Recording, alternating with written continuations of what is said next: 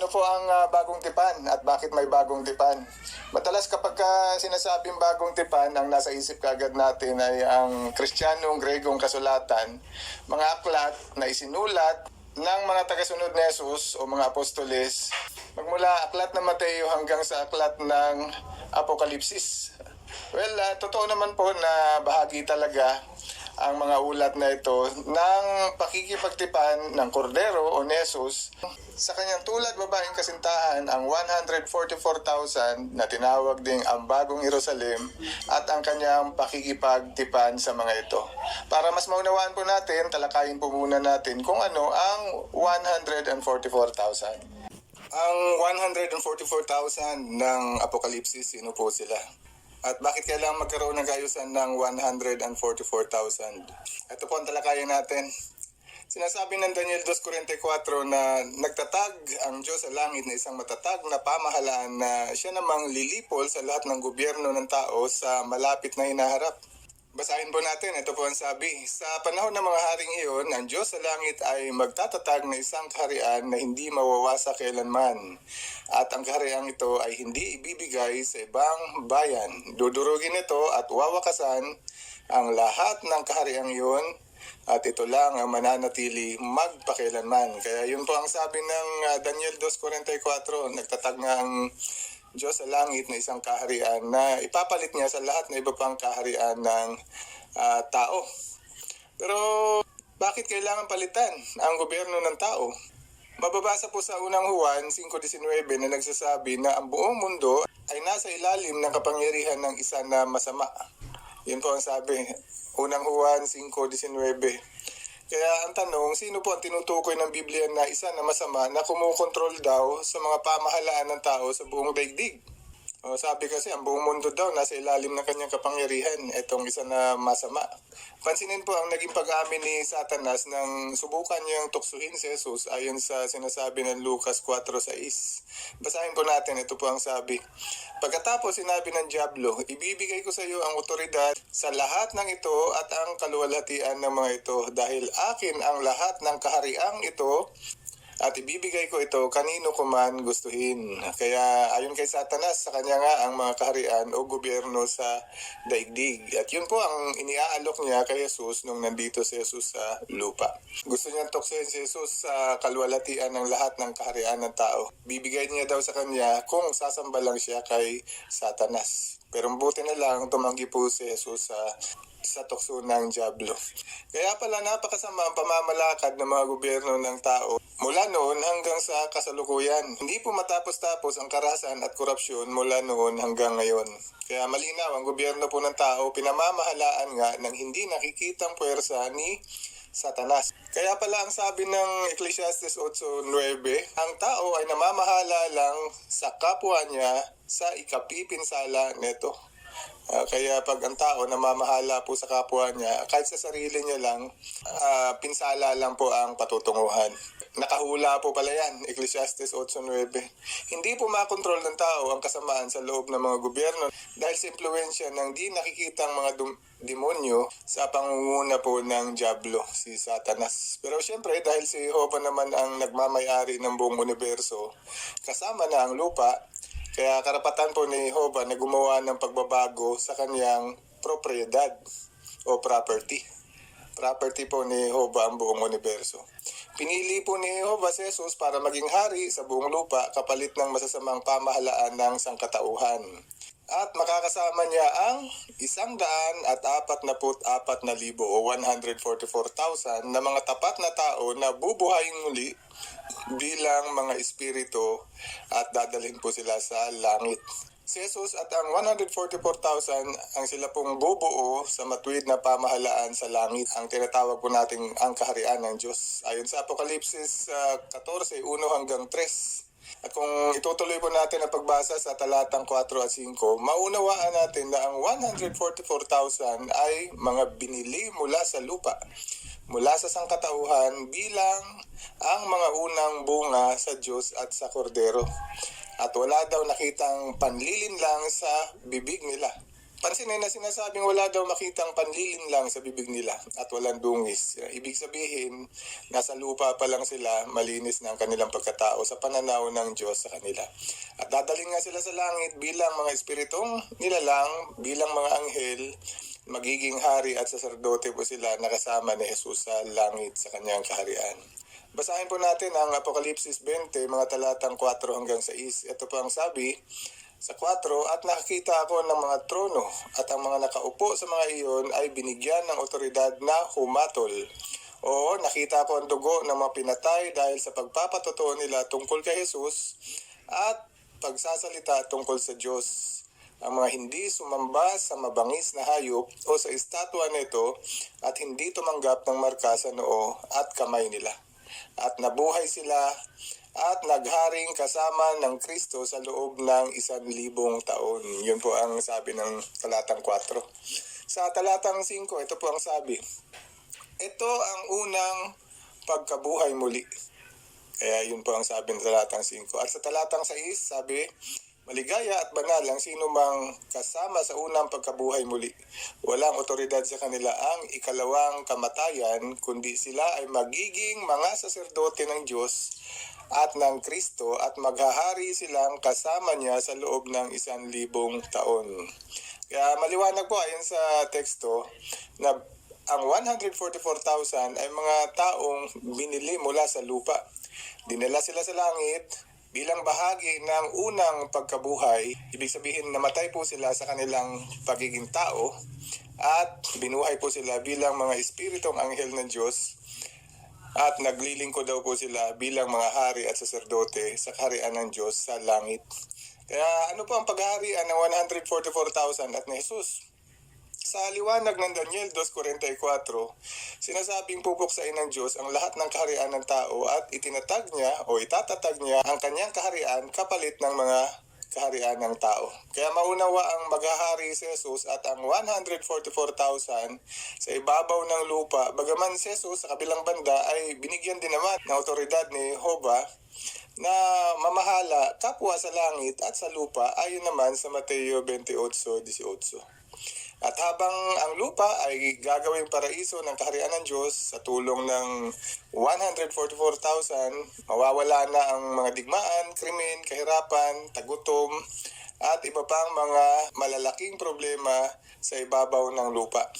Ang mga tao ay talagang magiging maligaya. Yun po ang sabi ng awit 145:16.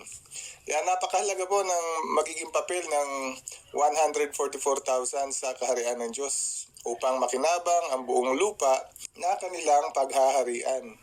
Sa literal na gobyerno ng tao, maaari po natin silang ihambing sa mga congressman na kasamang gumagawa ng mga programa ng pamahalaan upang makinabang sana ang lahat ng mamamayan. Nakakalungkot ang gobyerno ng tao ay puno nga ng korupsyon dahil nga pinamamahalaan ng isa na masama. Pero siguradong hindi po yan mangyayari sa pamahalaan na pamumunuan ni Jesus at ng kanyang mga kasama ang 144,000 dahil mamumuno sila bilang mga hari at saserdote sa ilalim ng patnubay ng Diyos ng pag-ibig at hustisya na si Jehovah. Gaya ng mga congressman, limitado lang din ang kanilang bilang at samantalang inihalal ang mga congressman ng sangkatauhan, ang 144,000 naman sa kabilang banda ay pinili naman ng Diyos mismo sa pamamagitan ng kanyang banal na espiritu. At sa pagpili po ng Diyos sa kanila, masasabing wala pong naging vote buying, walang mga flying voters at iba pang uri ng pailalim na transaksyon sa eleksyon. Walang korupsyon gaya ng sa eleksyon ng politika ng tao. Kaya kung paano ang maliit na bilang ng mga district representative na ito o mga congressman sa pamahalaan ng tao ay dapat na magsikap na gumawa ng kapaki-pakinabang na programa para sa lahat ng distrito. Ang 144,000 din naman ang magiging mga representante ng buong sangkatauhan sa buong lupa na magdadala ng pagpapala sa lahat ng bahagi ng sangkatauhan. Sinasabing ang 144,000 ay binili mula sa sangkatauhan bilang mga unang bunga. Ayon nga sa Apokalipsis 14:4. Ang pananalitang mga unang bunga ay tumutukoy sa isang maliit na piling bahagi lamang. Kasama po dito ang mga apostoles at iba pang tagasunod ni Jesus noong unang siglo. Una po sila naging Kristiyano, kaya matatawag na unang bunga nga ang mga apostol at ang iba pang mga tagasunod ni Jesus noong unang siglo. At syempre, unang bunga po sila sa panahong ipinagkaloob ni Jesus ang kanyang sariling buhay bilang handog sa sangkatauhan hanggang sa panahon na makumpleto na ang pagpili ng Diyos sa kabuuan ng 144,000 hanggang sa panahon natin. Kaya angkop ang pagtukoy po dito na makakasama nga sila ni Kristo sa langit para mamahala sa mga taong walang takdang bilang na tinawag naman ng Apokalipsis 7:9 bilang ang malaking pulutong. Sino po ang malaking pulutong? Sila po ang mga taong ayon kay Jesus sa Mateo 5:5 ay binigyan niya ng pamana. Ano po ang pamana? Ang lupain. Kaya sila po ang mabubuhay sa ibabaw ng lupa. Matuwid na sangkatauhan po sila na makakatawid sa araw ng galit ng Diyos, sa araw ng Armageddon, patungo sa ipinangakong bagong sanlibutan, ang paraisong lupa. At makakasama po nila ang mga bubuhaying muli na mga patay na titira sa paraisong lupa. Pansinin na sa Apokalipsis 20:6 na ang mga unang bunga daw na ito ay tinukoy din bilang mga unang bunga ng pagkabuhay muli. Kaya ang mga bahagi ng munting kawan na ito ay sila po ang unang bubuhayin muli patungo sa langit bago pa ang pagkabuhay naman ng iba pang lingkod ng Diyos na titira naman sa ibabaw ng paraisong lupa. Kaya ito po ang sabi. Basahin po natin Apokalipsis 20:6. Maligaya at banal ang sino mang kasama sa unang pagkabuhay muli. Walang otoridad sa kanila ang ikalawang kamatayan, kundi sila ay magiging mga saserdote ng Diyos at ng Kristo at maghahari silang kasama niya sa loob ng 1,000 taon. Okay, once na napunta sila ng langit, automatic po sila magiging immortal. Kasi sabi, wala pong otoridad sa kanila ang ikalawang kamatayan. Kaya wala pong magkakaroon ng ikalawang kamatayan sa 144,000 kapag binuhay na sila patungo sa langit. Kaya ang 144,000 ay magiging mga saserdote ng Diyos at ng Kristo at maghahari sila kasama ni Jesus sa loob ng 1,000 taon ng kanyang paghahari sa kaharian ng Diyos. Pero alam mo ba na ang 144,000 ay siya ding tinatawag ng Biblia na ang bagong Jerusalem? Ang literal na Jerusalem po kasi noon ay siya din namang Jerusalem na ngayon ay nasa bansang Israel. Kaya ang tanong, bakit may terminong bagong Jerusalem na mababasa sa aklat na Apokalipsis? Saan po ito tumutukoy? At para mas maunawaan po natin, basahin po natin ang Apokalipsis 21:2. Ang sabi, nakita ko rin ang banal na lungsod, ang bagong Jerusalem na bumababa sa langit mula sa Diyos at nakahandang gaya na isang babaeng ikakasal na nakabihis para salubungin ang mapapangasawa niya. Sino po kaya ang mapapangasawa ng nakabihis babae na bagong Jerusalem? Kaya ang bagong Jerusalem daw, ayon sa teksto, ay ang banal na lungsod nga ng Diyos. Pero pansinin na bumaba daw ito galing sa langit. At sa kabuuan, tulad daw ito na isang babaeng ikakasal na sasalubong sa mapapangasawa niya. Kaya kung galing pala ito sa langit, ayon sa senaryo ng pakitain ni Apostol Juan, hindi po makatuwirang isipin na ito ay ang literal na Jerusalem na makikita sa bansang Israel. Ganun pa man, ang salitang lungsod sa makasagisag na paraan ay pwede rin namang mga hulugang lipunan o grupo ng sangkatauhan na nagpapakitang ang bagong Jerusalem po na tinutukoy ni Juan ay ang mga piniling individual na binigyan ng Diyos ng pribilehiyo na tumanggap ng makalangit na pag-asa. At sa aklat din na Apokalipsis 14:1-3 mababasa na mayroon nga talagang maliit na grupo ng sangkatauhan na pagkakalooban ng Diyos ng pagkakataon na mabuhay sa langit. At ngayon basahin po natin sa Apokalipsis 14:1-3.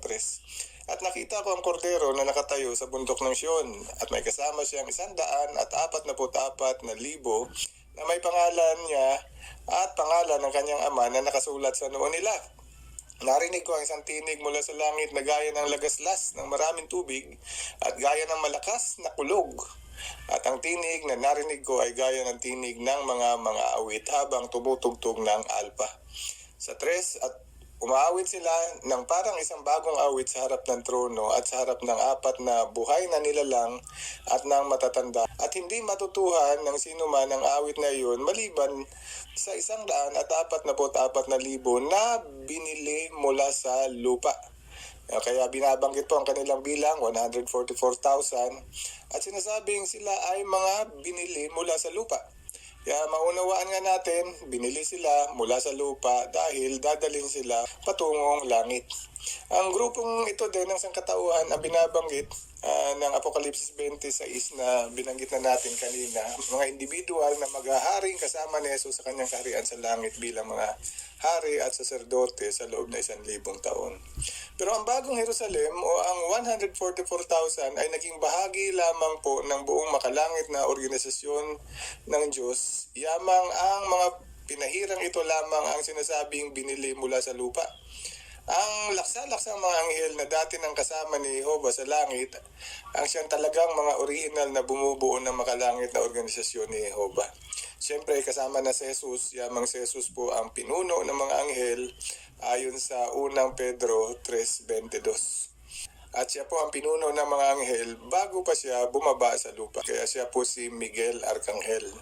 Pero dahil si Jesus din naman ang sinasabing ang kordero ng Diyos na ikakasal sa kanyang kasintahang babae ayon sa Apokalipsis 21:9, ang tanong, sino kung gayon ang kasintahang babae ng kordero? Ang kasintahang babae ng kordero, kung babalikan natin ang sinasabi na Apokalipsis 21:2, ay siya ring ang bagong Jerusalem o ang 144,000 na sinasabing nakahandang gaya na isang babaeng ikakasal na nakabihis para salubungin ang mapapangasawa niya. Tulad na isang tapat na kasintahan, ang mga lingkod na ito ni Jesus ay napatunayang kumikilos din na may katapatan bilang katipan ng korderong si Jesus. Binabanggit ng unang Korinto 15:45, si Adan ang isa na responsable sa pagkawala na sakdal na buhay at binabanggit din na si Jesus ang siyang huling Adan na nagbibigay ng buhay. Kaya bagaman si Adan ang pinaka-responsable sa naging di kasakdalan ng sangkatauhan, maalalang nagkasala lang siya ng pagkain ng ipinagbabawal na bunga dahil hindi naging tapat sa Diyos ang kanyang asawa na si Eva na siyang nag-impluwensya kay Adan na kainin din ang bawal na bunga. Pero ang kasintahang mapapangasawa ng kordero o ng ikalawang Adan na si Jesus, ang bagong Jerusalem, hindi po siya katulad ng mapangahas na babaeng si Eva. Ang 144,000 ayon sa Apokalipsis 14:4 at 5, sila po ang mga patuloy na sumusunod sa kordero saan man siya pumunta at walang nakitang panlilinlang sa bibig nila. Sila ay walang dungis. Hindi po siya katulad ni Eva. Kaya pala inilalarawan ito bilang mapapangasawa ng kordero dahil naglalarawan din pala ang kaayusan na ito ng kordero at ng kanyang mapapangasawa sa naging pagkabigo ng unang mag-asawa na si Adan at si Eva, napalugdan si Jehovah at pahalagahan ang kanyang matuwid na mga tagubilin. Kaya yun po pala ang inilalarawan ng kordero at ng kanyang mapapangasawa. At pag nakumpleto na ang kanilang kabuuang bilang na 144,000 sa langit, magaganap na po ang kasalan ng kordero at ng kanyang kasintahan na ito ng bagong Jerusalem ayon sa Apokalipsis 19:7. Ang totoo, ang ugnayan ng Diyos na ito sa bagong Jerusalem o sa 144,000 sa pamamagitan ni Jesus ay may selyo ng itinigis na dugo ni Jesus. At ito rin ang dahilan kung bakit ang kaayusan na ito ng pagkakaroon ng 144,000 ay ang siyang pinakatipan nang tinutukoy natin mula sa aklat ng Mateo hanggang Apokalipsis na ang bagong tipan. Ito po pala ang inilalarawan din ng bagong tipan. Ang lumang tipan po kasi nagtaksil ang likas na Israel laban kay Jehovah. Pero ang bagong tipan, ang bagong Jerusalem na pumalit sa lumang Jerusalem ay naging tapat po kay Jehovah at naging tapat po siya sa kanilang kasintahan, ang kordero na tumutukoy naman kay Jesus. Kaya ito po ang napakagandang kaayusan ng Diyos, no? Kaya makikita po natin ang talagang pagpapahalaga ni Jesus sana kay Adan at kay Eva At ngayon ay inilalarawan naman sila ng kordero at ng kanyang mapapangasawa. At siyempre ang ugnayan ni Jehovah sa kanyang likas na Jerusalem na nagtaksil, at ngayon naman ang ugnayan niya at ni Kristo sa bagong Jerusalem at sa kordero na kaniyang mapapangasawa. At marahil isa po ito sa naging dahilan kung bakit ang sabi ni Jehovah ay winakasan niya ang kanyang pakikipag-ugnayan sa lumang Jerusalem, dahil meron po siyang bagong Jerusalem, at ito po ay ang 144,000. Dahil sinira ng sinaunang bansang Israel ang pakikipagtipan nila kay Jehovah matapos silang lumabas sa Ehipto.